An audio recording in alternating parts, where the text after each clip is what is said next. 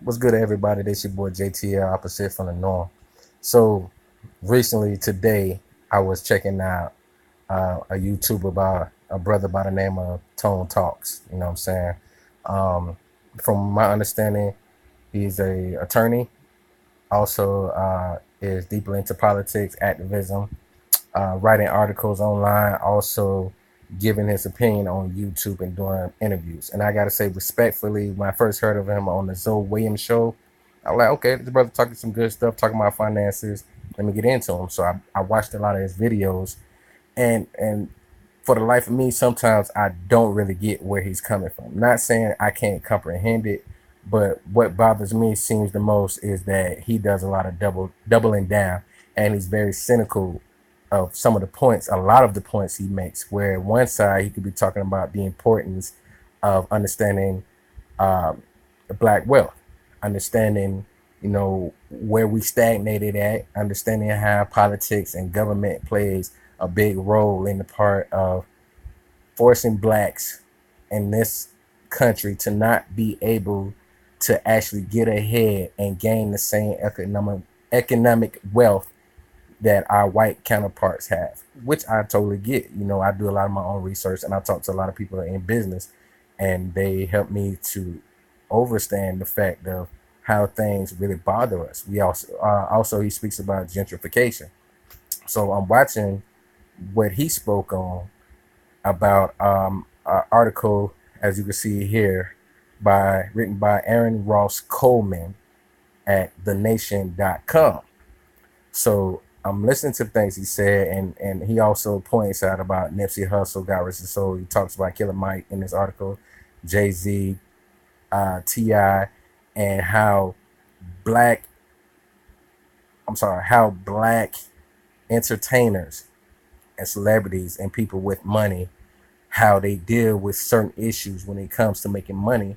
And basically it's saying that black capitalism does not replace black activism. It doesn't really work. It's actually maybe a form of fakeness for black people to actually get their money, or they don't understand what is really stopping us from getting our money. So let me go ahead and go into it. So I'm watching Tone Talks, and he had a couple people on the show. One brother named Jordan, I didn't get his last name, but he used to go to Morehouse, and they was talking about the black billionaire that donated all this money to help with student loans. And Tone Talks, he broke down something pretty good, though. I respect him on that. So let's talk about the good things before I get into the things I disagree with. He kept it real, so I'm gonna keep it super real. He talks about how certain student loans were paid off, but there's certain student loans that will not be paid off. And that's a deeper aspect you have to really look into. You have to really look it up online, Google it, and find out. So from what they were saying, there's certain loans that won't be paid off. He gave $40 million, certain loans that will be paid off. And they spoke and asked the question, Tone Talks, and his guest, basically, how does that really help black people if these things that the billionaire donate was actually just to get getting good graces with the lenders? How it really helps the lenders not have to worry about the debt that's accrued by the students, that they will have to be paid off by the students, and they may never get paid off, especially at a certain high level. I say, okay, that's an interesting way to look at it. But then when he talks about celebrities like Charlamagne the God and Ti, that they went to the opportunity zoning that Nipsey Hussle was supposed to go to, and Tone Talks was saying basically, I don't want them speaking for me. I don't trust that they understand the questions that need to be asked. Just like when Angela Rye, if I'm not mistaken, was on the Breakfast Club, and Charlamagne the God didn't ask good questions because she does not fully understand what ADOS means, and she thought that some Russian bots made it up or something like that, which is kind of confusing to me. Like, I thought she was a little more on her game because I seen that article. I seen that video when she said it, and I was kind of confused, like, where you get that one from. And Tone Talk spoke about that he didn't understand where she got that from, and tried to break it down how him and many of his viewers and people that he works with came up with the ADOS and term, and what it really means for black people being descendants of slaves in this country, and the reparations and things that we need to get out, be able to have our fair shots at, to actually get some things going, to actually make black wealth. Cool, I respect that. But when you say about Ti and Charlamagne and a lot of black celebrities, and talk about Jay Z and Beyonce and the money that they accrue, and title not really doing that good. You're not looking at their failures and everything that they have going on with their companies, and that Jay-Z may not really know how to do well business. I'm not gonna lie, for the longest I always felt that Dame Dash did the bulk of the business at Rockefeller Records so Jay-Z could be an artist, and that he wanted true ownership in black communities, true ownership in our black communities and us as black people.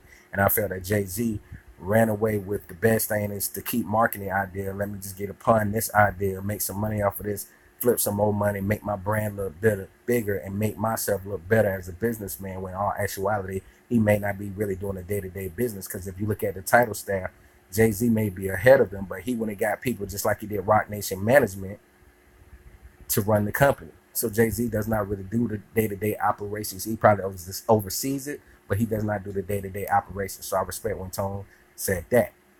The issues that I have when he spoke about black celebrities and what they're doing and not being capable of actually speaking and asking questions when in politics and in rooms with CBC or Trump 45, what I call them, I get that. But what I'm bothered by is the fact that every time he spoke about these black celebrities, it's like, okay, well, what are you doing to reach out to these black celebrities so we can get a fair shot to really speak what's going on and what we can really do to change some things? Because they talk about opportunity zoning, they talk about black capitalism not really helping, but you have to understand something.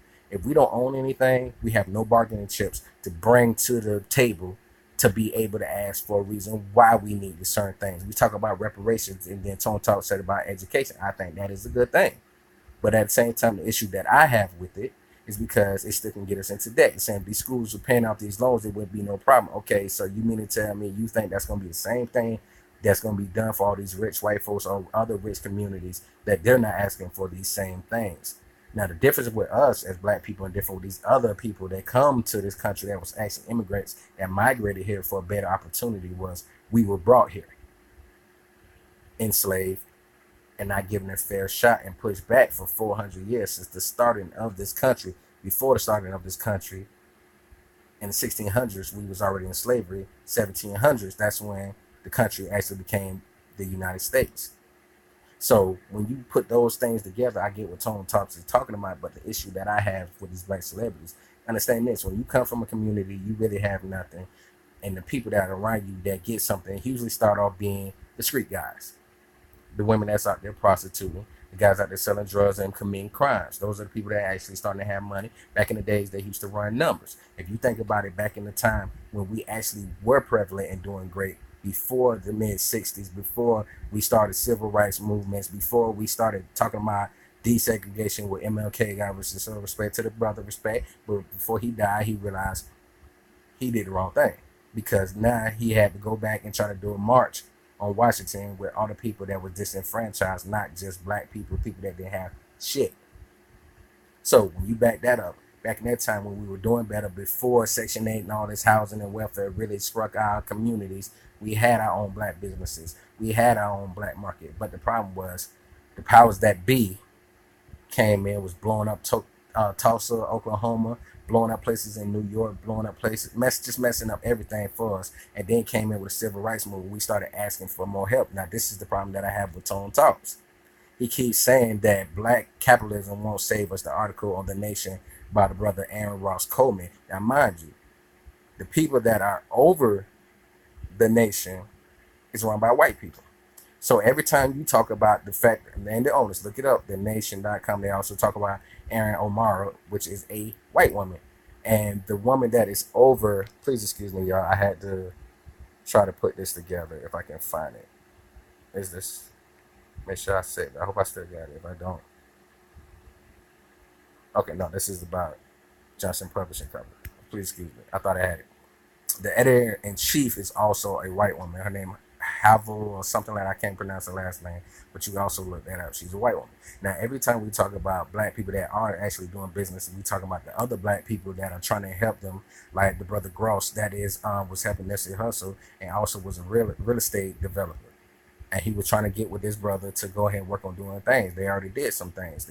He also helped them do Vector 90, which is something that is in the community of South Central Los Angeles that you can come and incubate your business, and they also do classes for STEM research that you can also get inside of. So not only was Nipsey Hussle working to help build the community up. He was also helping to build the education of the community up, where you can go out there to debate the night. And I'm sure Tone Talks knows about this. If he does not know about it, I would be sad that he did not go and do his research on what the brother was trying to do. Because I get what you're saying, but what you're missing every time that you speak about black people trying to do something, what is the fact of the people that you try to reach out that's doing something? Because historically, the people that screwed over black people have always been people like you. Meaning, when I say that, no disrespect, we're keeping it real. Normally, those people are like you because they have so much education, so much knowledge. And then once they get to a certain level and they can do things, all they do is talk about other black people. What about the wealth that you have? What wealth do you share? What communities are you helping to build up while you are breaking down other black celebrities trying to do something? Understand something. They don't know nothing, so go with them, try to get with them and talk to them and help them. But let's go back to Black Capitalism Won't Save Us by Aaron Ross Coleman of thenation.com, who is owned and overseen by white people. Okay. Let me go down. It says last month, Jay-Z fumbled his tribute to the slain rapper and entrepreneur Nipsey Hussle. Performing a eulogy freestyle on New York City's Webster Hall, he told his audience they could best honor Nipsey Hussle's legacy by claiming eminent domain over their neighborhoods and gentrifying their communities. The performance drew shock and condemnation, being told to gentrify your neighborhood by someone accused of gentrifying his own, predictably infuriating. Okay, go down.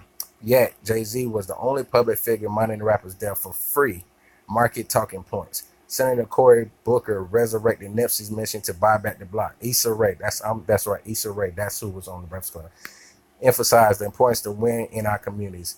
Blavity touted need to bank black. Celebrities and well-wishers surely have good intentions when they make plans to revitalize black areas like Nipsey's South Central Los Angeles in his area. But entrepreneurship and consumerism can only do so much because the reason black neighborhoods are troubled, mass eviction, mass incarceration, double-digit unemployment, redlining can hardly be blamed on the dearth of black ownership. Changing them will require political and artistic narratives that extend far beyond the scope of black commerce. Okay, I want to go to, hold on, because there was something he said in here about consumerism that I have an issue with, because every time we talk about, he also spoke about Killer Mike in his article. If you guys want to, you can look it up, thenation.com. Black Capitalism Won't Save Us. Okay, please excuse me, because I want to find the other reading point. I tried to copy this and paste it so I can just go directly to the paragraphs I wanted to read for you guys, but for some reason the site won't let me do it. Okay, this is also about Killer Mike. Y'all blame him. Okay, here we go. Politicking with a group of black barbers. Killer Mike concluded that because we aren't focused on our dollar, our whole community seems to be suffering. The first episode follows Mike attempting to ameliorate this suffering by living black. He comments to consuming goods only from black-owned businesses with black supply chains, which led him to face the limits of racial autarky. When he wants to smoke, he can't. His daily sources from white marijuana farms. When he's hungry, there's only one sparsely stocked black grocer. When he travels outside Atlanta for a show, he can't find a black hotel. Even when he wants to drive, he can't, because all of his cars are made by white companies.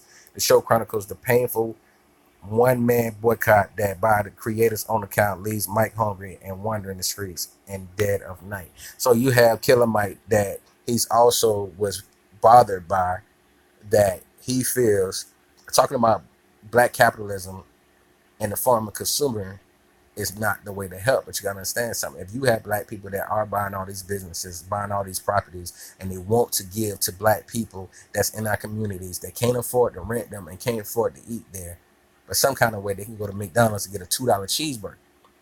Now, of course, they also speak about the fact that since we're staggered by people who do distribution of food and wholesales, it's owned by white people and the taxes that can kill us. That is a true thing. When you look into buying things, when you look into trying to open your own business, there are a lot of things that hurt us, because you got to understand something. When black people want to try to get their own things, there's certain companies that we still have to deal with that are not going to be so friendly. Like if you wanted to be a black person, and I seen that in my own community here in St. Petersburg, Florida, that we have one black hair store, a beauty supply store.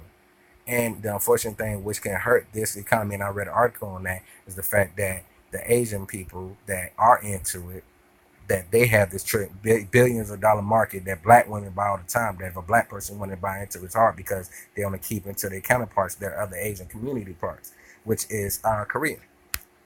So I understand and I totally get that. But the issue that I have is one more thing I want to read here before I say something else about tone talks. Trouble draws okay. I think it's a little further down, so I may have to do a part 2 of this so I can go directly on that part that he bothered me. Yeah, this article speaks a lot in volumes, and it also speaks about opportunity zoning, where he said about Charlamagne the God and people speaking with Donald Trump or CBC and Nipsey Hussle. But another thing that bothers me with that situation, what they don't realize, and I don't think they've seen the article, is, and I want to post it and talk about it because I've seen another brother post it. Nipsey Hussle not only was going to these meetings, he was also trying to get opportunities so people of the community can actually have a say so in council meetings, and also what they do with opportunity zoning is basically gentrifying. Basically, when you see properties that are a little too high price range for black people to afford, but you see a lot of white people that are buying these properties, coming into these communities and living in these houses, getting them to just be able to stay there and raise the property value up. In my own community, I see that a lot of time was a lot more white families moving into the neighborhood. So the more the property value goes up, if anybody does not own their house and they have a landlord, the landlord actually can raise the rent to a point to where you have to get out of there because you can't afford it. And I understand that. I totally get what he's saying. But the problem that I have every time we talk about black people that are doing things, Tone Talk always seems to have an issue with these brothers and sisters and what they're doing. And then he talks about black wealth. And then you see these black people trying to build black wealth. He's saying black capitalism won't happen. Bro, the only way wealth is built by capitalism, because it's handed down. Wealth is handed down generation by generation by the people that started it, the people that grossed and accumulated it. So they have to hand it down to their families, and people that are rich and wealthy do act and actually do are philanthropists and donate money and all this stuff. We know it's just for tax write-offs and stuff. So black people have to learn how to do the same thing. So he talks issues with that. He talked about us not really helping each other like we're supposed to, but then he talks about it's good that we help each other, but then he goes into the government. So which one is it? That's just the same way he had the young brother Jordan on there. The brother went to Morehouse and he spoke about how he did not feel so great that he missed the class where he would have been able to get part of that donation to get his loans paid off, his student loans paid off, which to come to find out certain loans you still may have not been able to get paid off. Then also don't forget, he talks about the brother Jordan. This is on the show. You can look at it, Black Capitalism, Tone Talk. He also talks about he was a person in the community doing community help, and then he wanted to continue that on when he went to college. He's part of the LGBT community. He talks about black men, queer men. That's what he said. I'm not being funny. That's what he said. Black male homosexuals in the community and all the things that they go through. And he want to do activism with them. And one thing that tripped me out is when Tone was talking to him, he did not point out to the fact that mostly people, the LGBT community, does not do anything for anybody else. It only does for themselves. So you have individuals that's in the LGBT community that if they want to help their people, especially black people, especially us, we have to do it on our own. We're individuals. The same way they went after Dr. Umar Johnson and a lot of other black people saying that they're spewing hate speeches when that's not the case, when we just speak about the fact that we forget about our own community. Every time somebody else comes into the fold, we forget about our community. And a lot of people kept saying to him and his people that was on the phone, that callers, that they're very cynical. And I'm sorry, I feel that he's very cynical. I would love to have a conversation with the brother to point it out, because I said on one of his videos when he was talking about Nipsey Hussle, I think you should really choose your words wisely, because don't forget you are in LA. I'm not saying a threat for me. I'm not saying God forbid anything happened to him, but what I am saying is this is a very, very touchy, sensitive moment right now in the LA community because of what happened in this El Scarra show, and all the praise and love that everybody's getting. You still have people saying that people from his own camp may have had something to do with killing him, and God forbid, I hope that's not, I pray it's not, and I'm positive in my heart that it's not the truth, especially not for Big E. But I think when we talk about all these things, when we talk about financial literacy, when we talk about growing things, the issue that I have is we keep forgetting that black people are trying, they don't know everything. We are trying to learn. We are hundreds of years behind. So when you come out and criticize people, the problem I have with it is when you go off of this brother where he's saying, I hope I can find it real quick and I can end it on this point. Because Hold on. Let me see if I can talk about it. Because it was one in a part of this right here. He was saying, is this it right here? Here we go. All right. And this right here, it says, and he's talking about somebody who did a book, Mercer Bar- Baradaran, I'm sorry if I said it wrong, as clinical and racist origins. She's a psychologist. She wrote a book. In her book, The Color of Money, Black Banks, and the Racial Wealth Gap, Badarian explains how the program was innovated in Richard Nixon's administration. As he took office in 1968, Black Americans reeled from generations of discrimination.